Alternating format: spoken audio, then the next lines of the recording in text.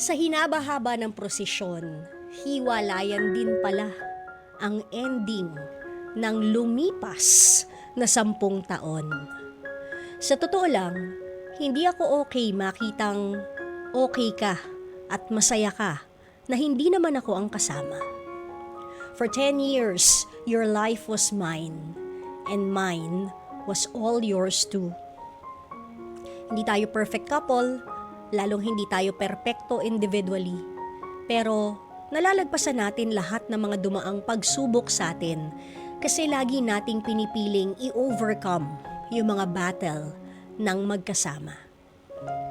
Tinuruan mo akong makaramdam at makiramdam sa feelings ng iba, lalo na sa feelings mo, be it sa mga sumpong mo o sa mga lambing mo. Tinuruan mo akong maging vocal, na hindi nakakababa para sa isang lalaki ang mag-vocalize ng opinion niya, ng mga nararamdaman niya, lalo na ng mga struggle niya. And for that, grateful ako sa iyo. At sabi mo nga, sa 10 years natin, tinuruan kitang maging vocal din sa mga feelings mo, sa mga mood swings mo, pati na sa mga petty issues mo na hindi mo kayang i-bring up nung first year ng relationship natin. Kasi feeling mo, i-overlook ko. Pero I encouraged you to be vocal. Kesa naman ang hindi ko maintindihan yung pinanggagalingan ng mga sudden drama mo. Like, maghiwalay na lang tayo kasi ganito ganyan. Nakakatawa ring alalahanin, ano? Pero hindi ako natatawa ngayon. Ang totoo, hanggang ngayon, ikaw lang ang may kakayahang magpatulo ng luha ko. Kahit 6 na buwan na tayong hiwalay, huling nagkausap at huling nagkita, ikaw pa rin yung may hold sa emotions ko. Hanggang ngayon kasi, buhay yung akala ko na lahat ng challenges sa relasyon natin, magkasama nating matatawid. Pero naiintindihan ko, nung sa mga nakalipas na buwan bago tayo mag-separate na napagod ka nang intindihin yung schedule ko, na umay ka na sa relasyon natin na binubuhay na lang ng communication sa chat at video calls. O minsan nga, di pa natutuloy. Perhaps, gusto ko lang aminin sa sarili ko ngayon sa sulat na to na hindi pa ako okay at hindi ako okay makitang kaya mong maging masaya sa piling ng iba at hindi na sa piling ko. Pero hanggang dito na lang naman ako.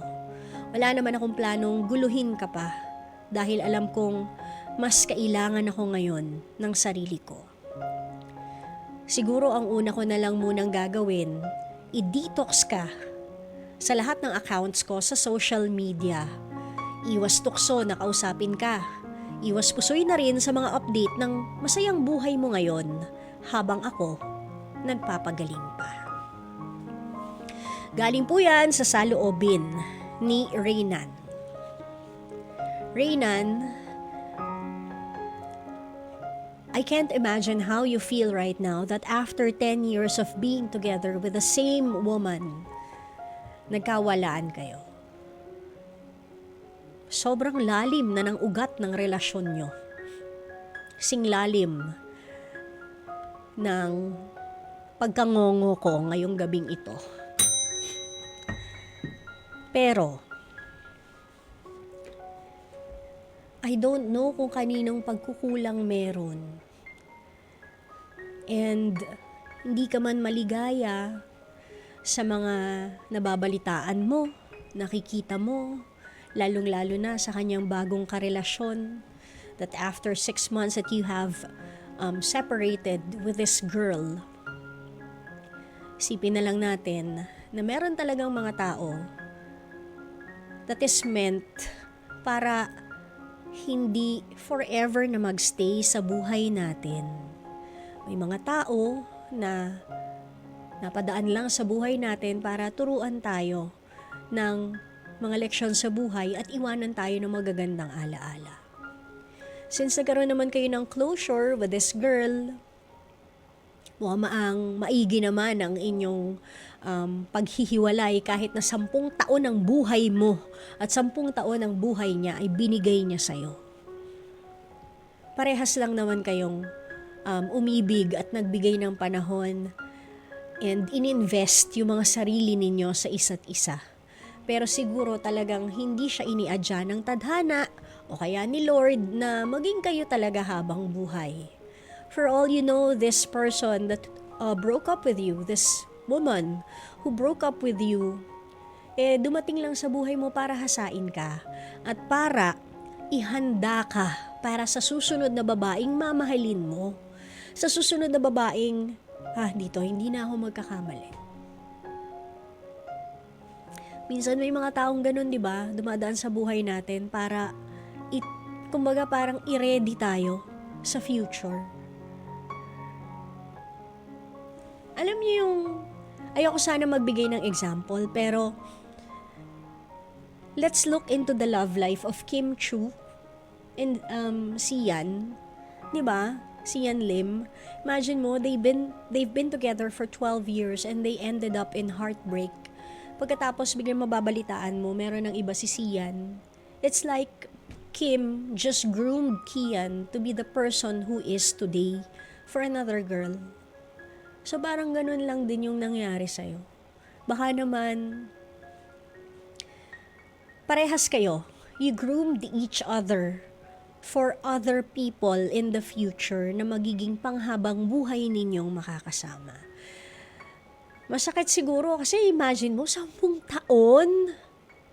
Grabe rin yun, 'di ba?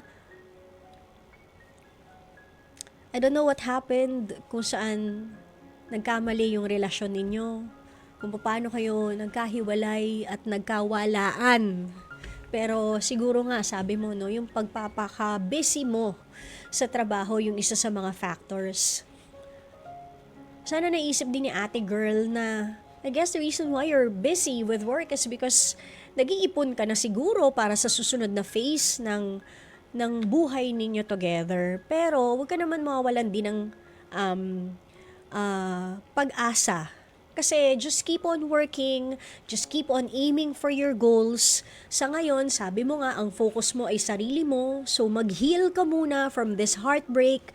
Keep focusing on your work, keep yourself busy, keep yourself fit, enjoy the company of your family na malamang na neglect mo rin, and your friends, mga barkada mo na malamang na neglect mo rin habang nandito ka sa loob ng isang 10-year relationship. Ibalik mo yung ikaw, yung single na you, para pag buo ka na, mahahanap mo na ulit yung iyong makaka-partner and hopefully panghabang buhay na yun. Diba? Minsan talaga, no? Parang teleserye yung buhay ng mga tao. Kala mo kayo na pero hindi pa rin pala.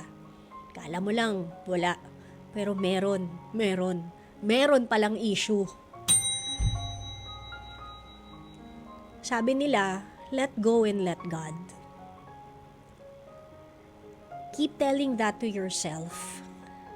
And always remember to ask the Lord to hold your hand sa mga panahong nahihirapan ka gaya ngayon.